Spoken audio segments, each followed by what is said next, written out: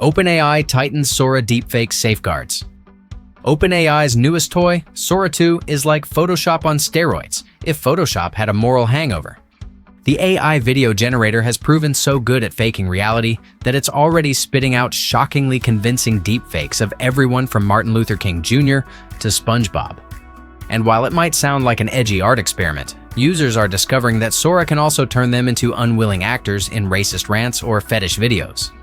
Inside the app, users at least know everything's fake, but once those clips start circulating on TikTok or Instagram, all bets are off. OpenAI's watermarking and authenticity tools might as well be invisible ink. The company proudly points out that every Sora video includes C2PA metadata, a sort of digital nutrition label meant to prove how a video was made. Unfortunately, almost no one can see it. C2PA, or content credentials, was supposed to be the internet's secret weapon against deepfakes. Adobe, OpenAI, Google, Meta, and even the US government have all backed it. In theory, it's a great idea. Invisible metadata showing who made what, when, and how.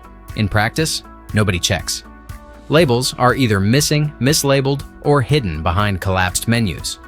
That's awkward for OpenAI, which sits on C2PA's steering committee while simultaneously pumping out a tool that makes fake videos of real people shouting white supremacist slogans. Deepfake watchdogs say Sora 2's identity filters were cracked within 24 hours of launch.